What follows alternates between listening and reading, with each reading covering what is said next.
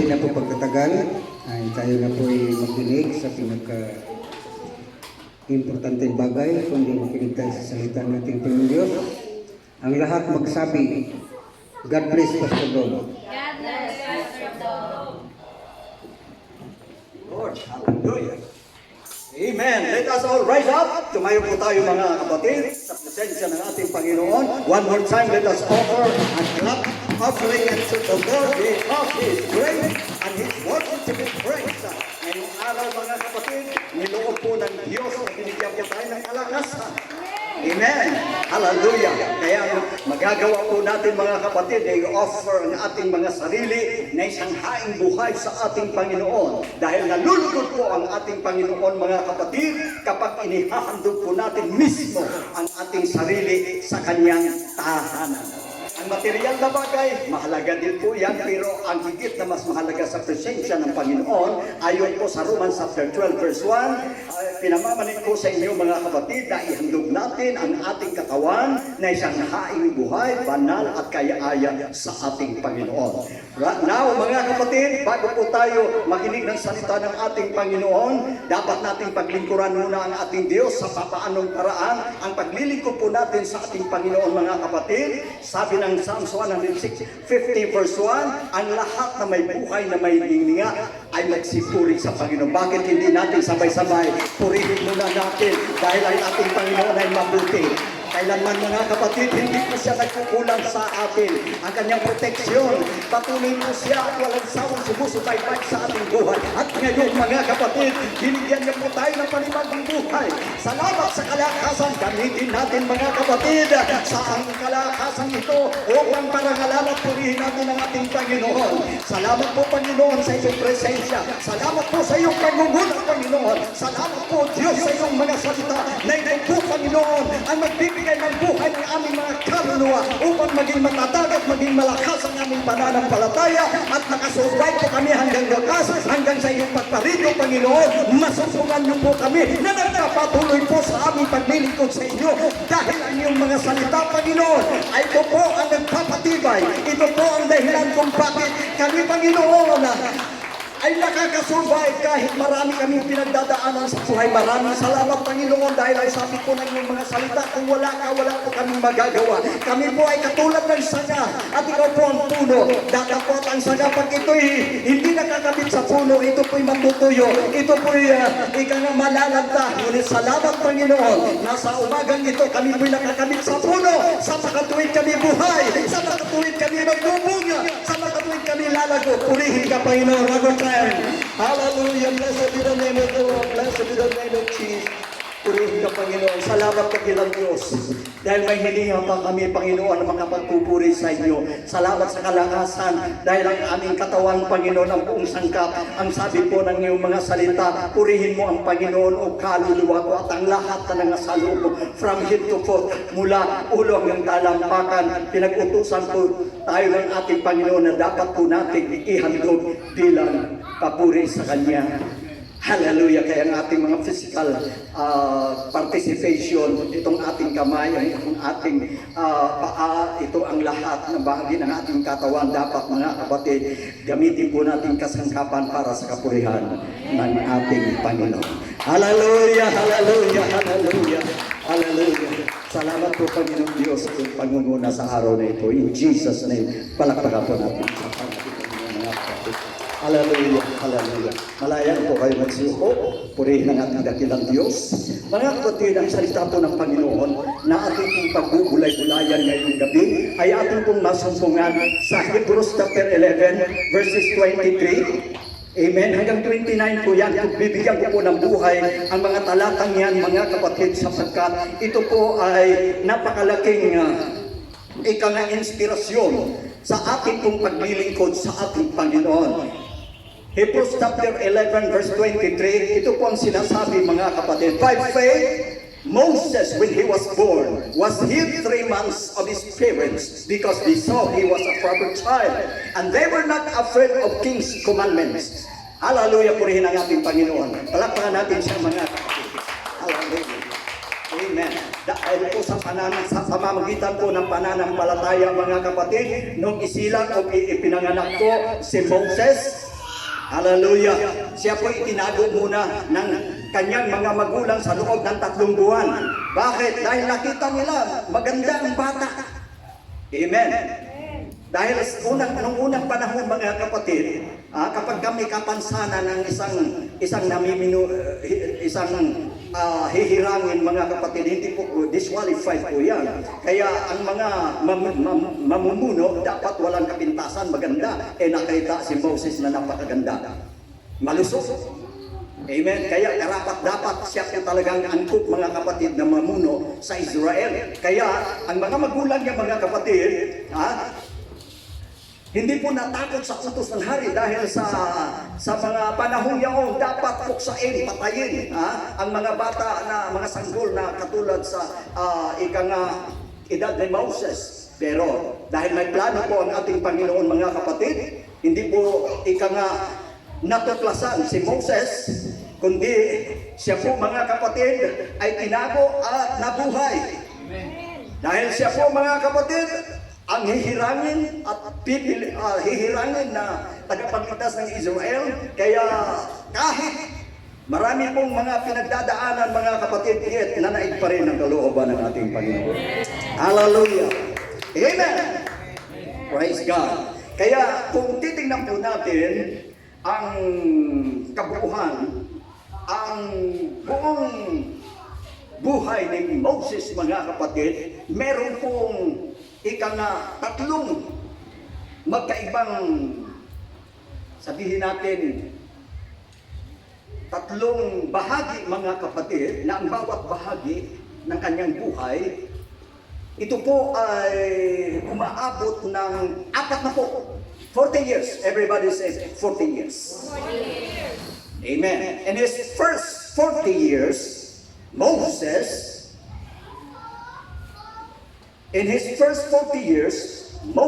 thought that he was somebody. Ito po mga kapatid ang buhay ni Moses. Na ang naunang 40 years niya, talaga namang napakadakila si Moses. Palakpakan natin ang Panginoon. Ang naunang 40 years mga kapatid. Hallelujah. Dahil, yun ang nasabi ko kanina, siya po ang napili ng Diyos na maging tagapagligtas sa sambayang Israel. Sa makatuwid, dahil may plano ang Panginoon kay Moses mga kapatid, bagamat hindi po siya Egyptians, siya po ay Hebrew. Pero siya po ay nagiging ampun. Nagiging ampun ng reyna mga kapatid. Kaya naman, siyempre, pag ikaw po ay anak ng hari o reyna mga kapatid, ikaw talaga ang tagapagmana ng harian.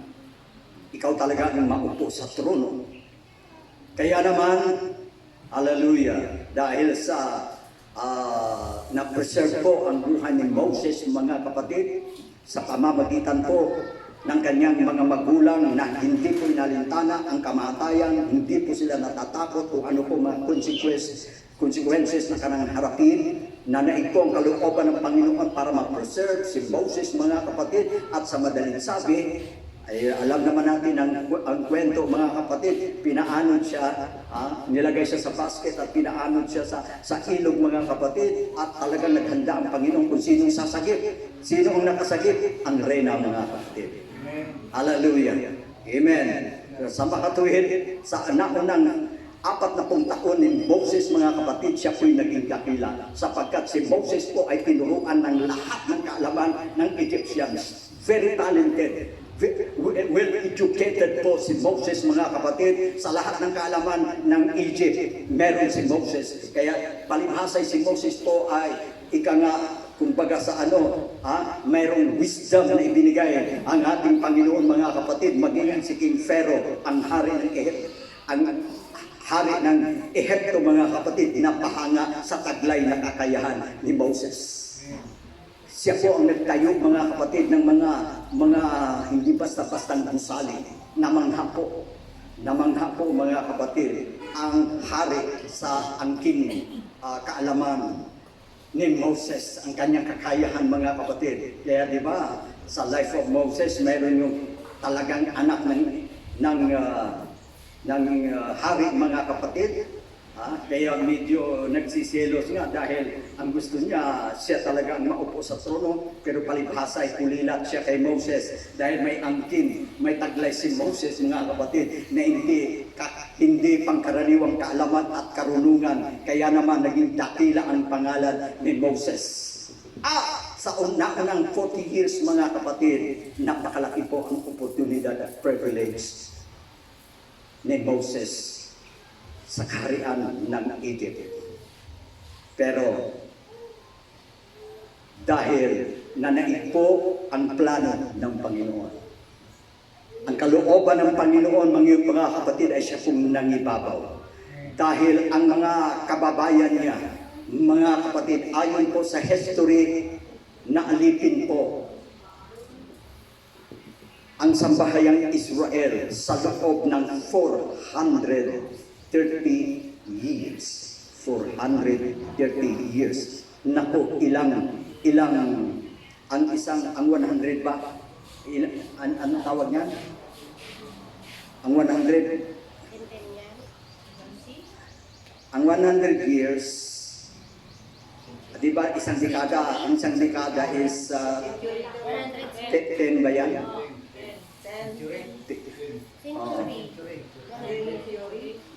Sa makatuwid 430 years, mga kapatid, napakahabang panahon.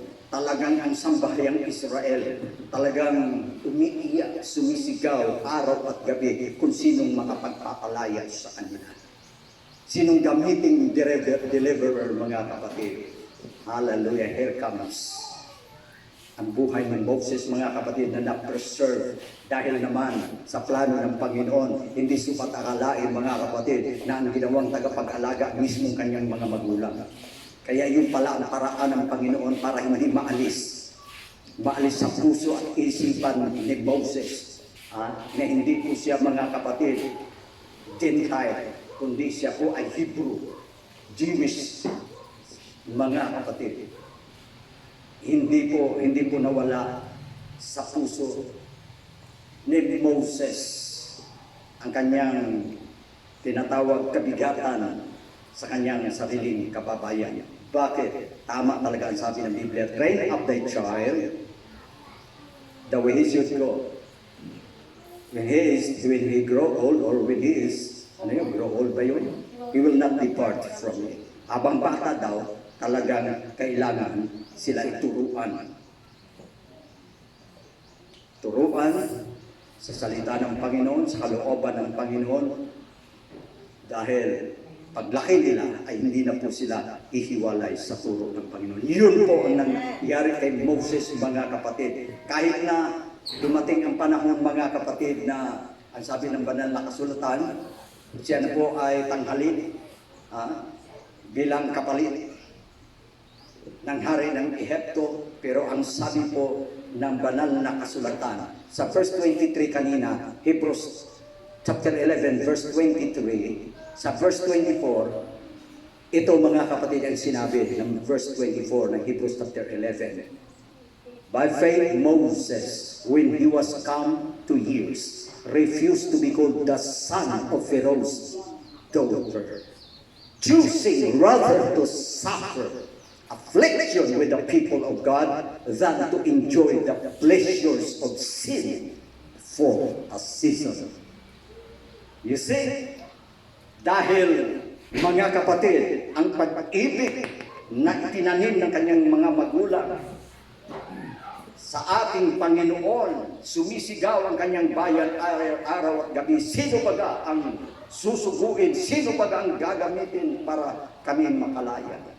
Kaya patuloy, mga kapatid, ang pagtuturo ng kanyang mga magulang, ikaw, anak, ang pag-asa ng bayan. Ikaw, anak, ang gagamiting tagapagligtas. Kaya, mga kapatid, kahit na dumating na sa tinatawang tamang edad si Moses, hindi talaga naalis ay yung mga pangaral at paalaala ng kanyang mga magulang. At yun talagang naging daan, mga kapatid, na ang sabi ng Biblia, nang siya na po ay nasa tamang gulang ng mga kapatid, pinili niya. Ano ang pinili ni Moses? Pinili niya na siya'y dustain kasama ng bayan ng Diyos. Kaysa, piliin niya, mga kapatid, na mag-enjoy sa kasalanan dahil siyempre, ang Ehipto, mga kapatid, yan ang inihintulad sa sanglibutan na lahat ng kalayawan andyan na sa Egypt, mga kapatid. Pero dahil sa tinuruan siya mula sa pool ng kanyang mga magulang mula bata hanggang siya lumaki, mga kapatid, hanggang sa dumating ang panahon na kung saan siya po ay tatanghalin, hihirangin na siya po ang magiging next Pharaoh. Siya ang maging tagapagmana ng Egypt, mga kapatid. Pero dahil sa kanyang kabigatan at pagmamahal sa bayan ng Diyos na kanyang kalahit, mga kapatid, pinili niya na siya'y dustain, pinili niya na siya'y hamakin, pinili niya, mga kapatid, na siya po ay itakwil. Pinili niya na siya po ay pag-uusigin, mga kapatid. Pero ang lahat ng yun, dahil naitanim na sa puso ni Moses ang pag-ibig, pagmamahal sa Diyos at sa kanyang bayan. Dahil nasabi ko nga, naipangaral ko na one time na kung saan tatlong klase lang ang tao sa mundo: Hudyo, Gentiles, at saka mga tinubos. Tatlo lang na. Pag tayo nakabinipisyo lamang, mga kapatid, dahil tayo po ay sumampalataya sa ating Panginoon. At dahil sumampalataya po tayo at nabautismuhan po tayo sa matamis na pangalan ng ating Panginoon, wala nang Hebreo, ay wala nang Griego, wala nang Intil, wala nang barbaro, kundi ang lahat ay iisa kay Kristo. Tayo po, mga kapatid, nakabahagi po tayo sa biyaya ng Panginoon. Kaya tayo po ang pangatlong bayan ng Panginoon, ang pamilya ng Diyos sa makatuwing bagay, ang Iglesia. Palakpakan po natin ating dakilang Diyos, mga kapatid. Amen. Hallelujah. Kaya si Moses po ang pinili, hinirang ng ating Panginoon na naging tagapagligtas, mga kapatid. Kaya naman, ang masaklap po ang kanyang nangyari sa kanyang buhay. Just imagine, mga kapatid, ito'y encouragement sa bawat isa sa atin. Hallelujah. Itong si Moses, na kung saan siya na po ang tagapagmana ng trono, mga kapatid, ang lahat ng kalayuan, ang lahat ng kayamanan, ang lahat ng kaligayahan dito sa mundo, maaari niyang maranasan, mga kapatid, dahil sa kanyang kalagayan. Yun ang kanyang first 40 years. Pero anong ginawa ni Moses? Dahil sa pagmamahal sa Diyos. Amen. Kaya nga sabi ng banal na kasulatan, mga kapatid, yung sabi roon na, anong pakikinabangin ng tao?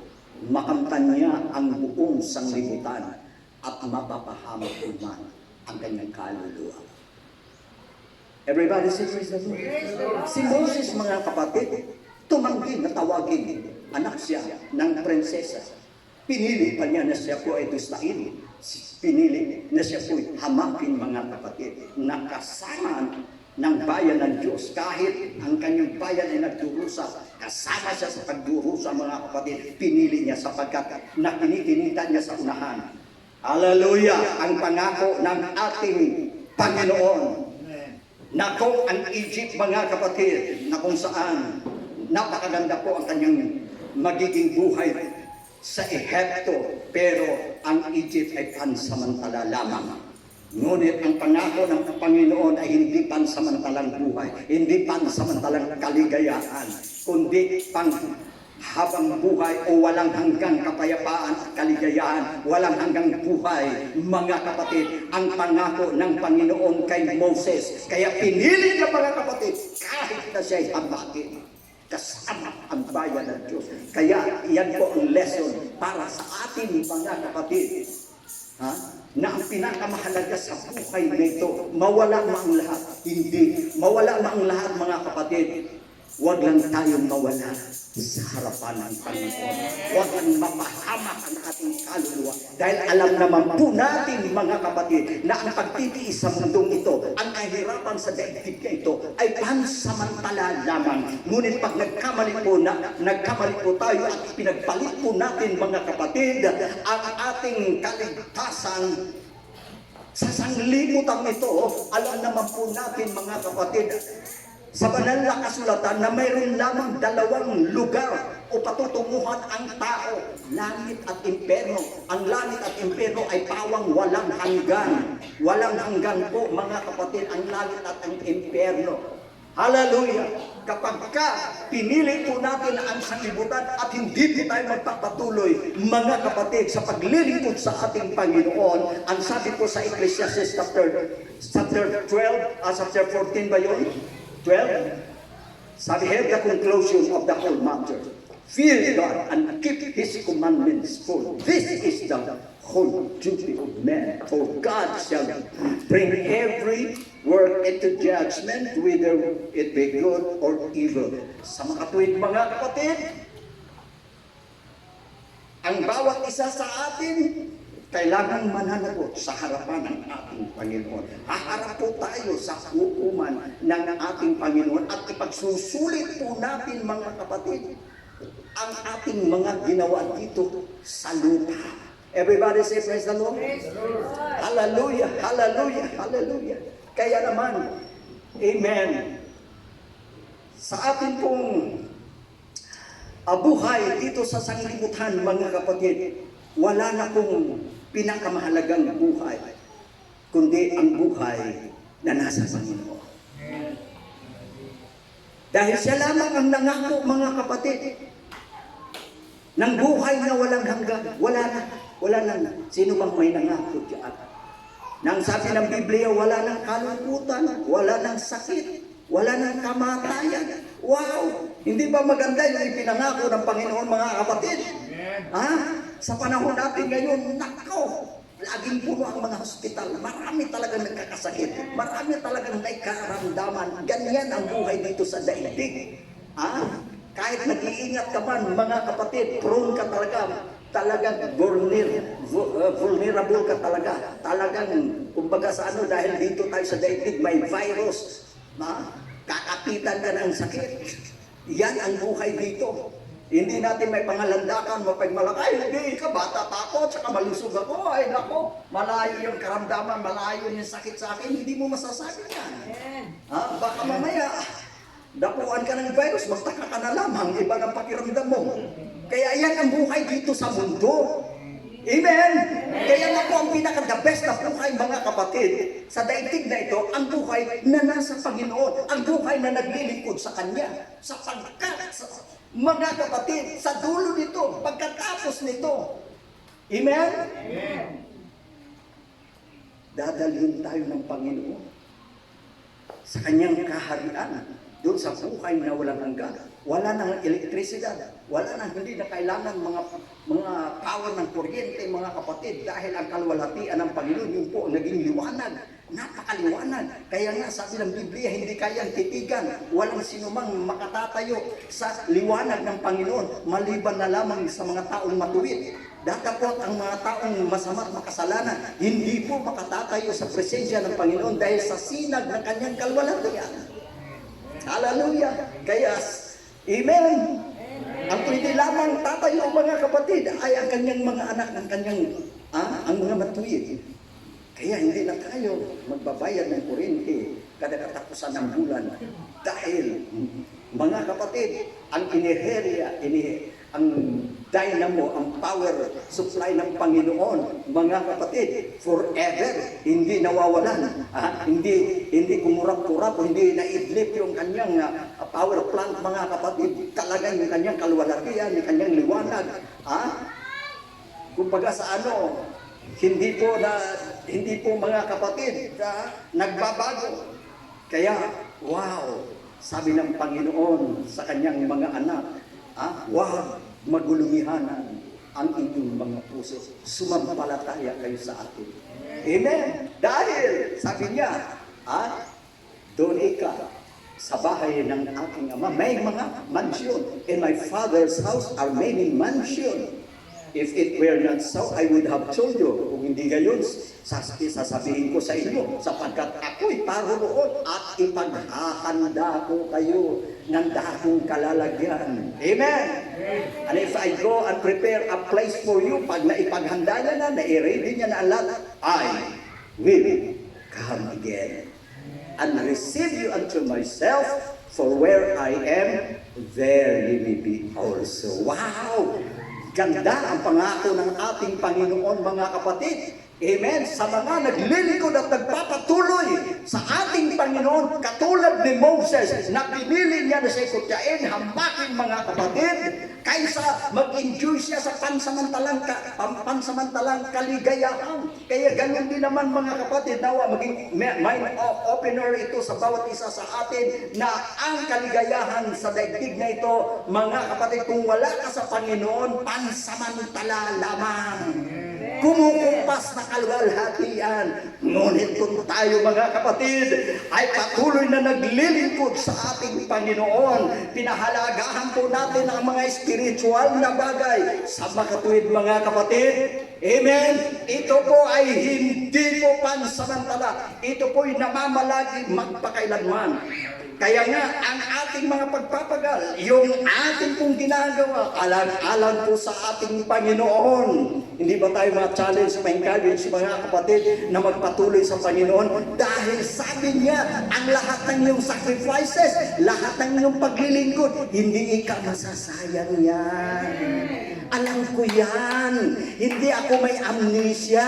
Hindi ako malilimutin. Lahat ng ginawa niyo sa akin, alalahanin ko ang lahat ng yan. At ang kagandahan doon, ang lahat ng mga ginawa niyo, mayroong kaakibat na gantimpala. May reward kayo, may tatanggapin kayo.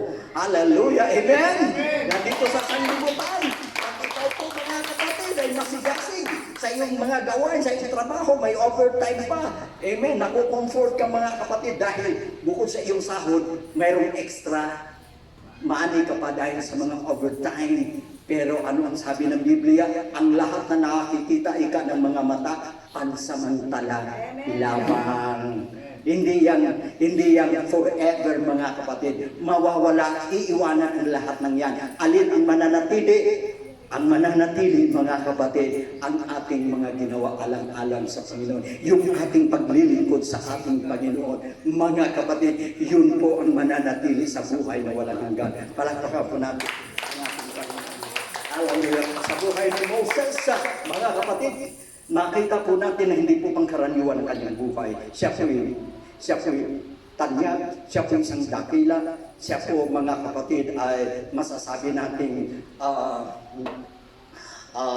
nasa dugong bughaw, royal priesthood, sapagkat siya po ang hihiranging magiging hari, mga kapatid, ng Egyptian. Pero ang lahat ng ito ipinagpalit niya, mga kapatid, ang lahat ng ito na makasama lamang ang mga anak ng Diyos, dahil ang kaligayahan na dulot ng paglilingkod niya sa Diyos, mga kapatid, ay ang reward nito ay buhay na walang hanggan. Yeah. Praise God. Everybody say praise the Lord. Kaya nakita po natin, mga kapatid, yan po ang magbibigay sa atin ng inspirasyon, samantalang nagpapatuloy po tayo sa paglilingkod sa Diyos, na hindi po kalugian, hindi po walang kabuluhan, mga kapatid, ang ating ginagawa. In fact, ito lamang ang kilalanin ng Panginoon pagdating ng araw.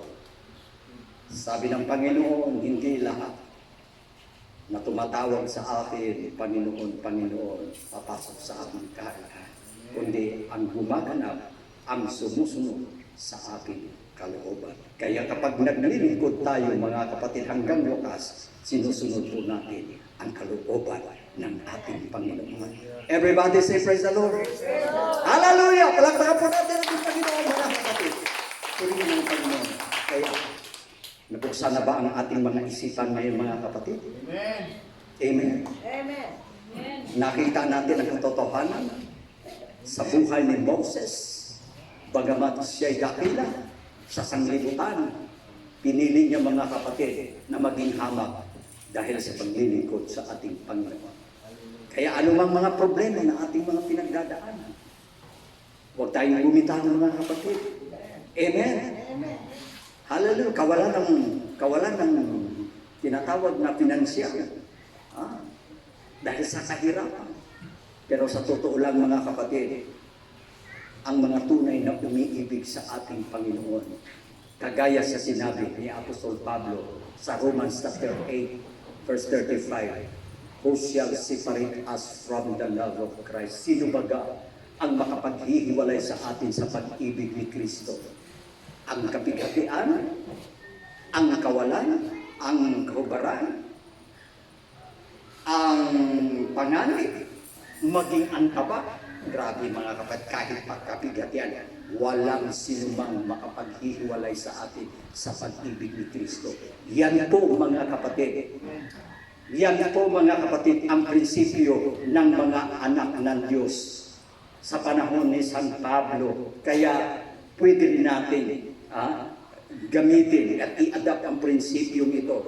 Walang sinumang makapaghihiwalay sa atin sa pag-ibig natin sa ating Panginoon.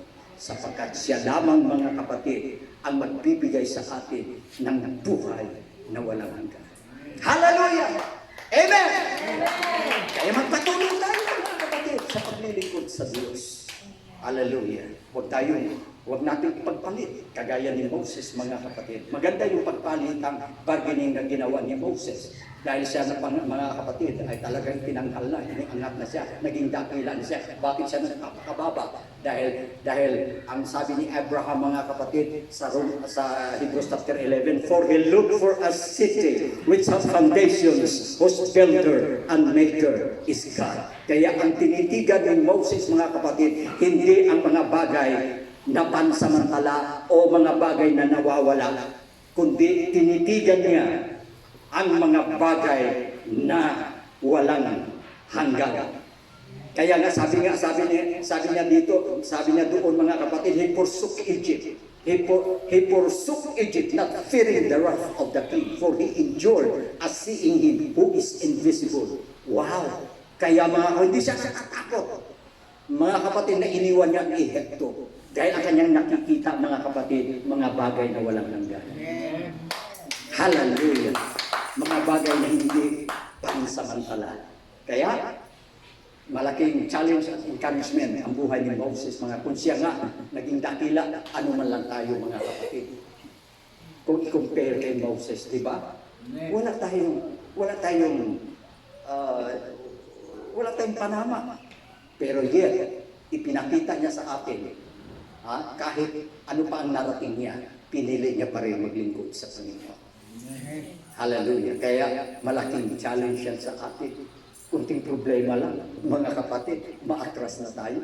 Kunting pagsubok lang, parang hindi na natin nakakayanan. Kung minsan ba, mayroon bang Diyos? Nagtatanong ka pa kung mayroon Diyos. Mga kapatid, kung mayroon Diyos, saan ka?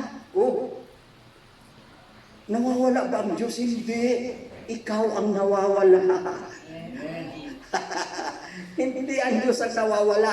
Ang Diyos laging nandyan. Kaya nga sabi niya, magsiparito kayo. Kayong lahat na napapagal na bibigat ang lupa. At ang sino mang lumalapit sa akin, hindi ko itatabang. Purihin ang Panginoon. Hallelujah. At ang kagandahan paroon mga kapatid, wag mong sabihin na may Diyos ba? Saan ka Panginoon? Bakit sa panahon ng kaglipitan, sa panahon ng pangangailangan, para bagang wala akong nararamdaman, parang walang Diyos. Pero sabi niya, for I have loved you for I have loved you with an everlasting love. Grabe. Unconditional love. Ang pinakita ng Panginoon sa atin, maging sino man tayo. Hindi niya tiningnan, mga kapatid, ang ating mga kahinaan. Hindi niya tiningnan kung sino tayo. Ang nakita niya sa ating mga kapatid, na dapat magising tayo sa katotohanan at maligtas ang ating kaluluwa dahil concern ang Panginoon, dahil pagka nagkamali po tayo at pinili po natin manatili mga kapatid sa sanglibutan ito, buhay na walang hanggan ang nakasalalay dito.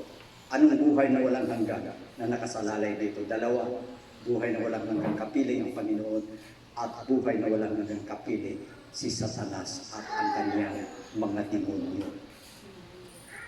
Hallelujah! Kaya yan, noon na lamang ang concern ng Panginoon. Lahat na ng paraan gagawin ng Panginoon. Kahit lumukso ka pa, sasaluhin ka pa rin ng Panginoon. Para maibalik ka lamang. Hallelujah! Hindi ba mga kapatid? Grabe ang malasakit ng Panginoon dahil gusto niya, habang may pagkakataon, habang may buhay pa, magising tayo sa katotohanan. Manibalik tayo, maglingkod tayo sa Panginoon. Dahil yan po lamang ang tanging pag-asa natin sa daigdig na ito. Kung wala siya mga kapatid sa ating buhay, talagang wala tayong magagawa at tayo'y mapapahama. Let us worship one more time. Tumayo po tayong lahat mga kapatid. Hallelujah, hallelujah, hallelujah. Praise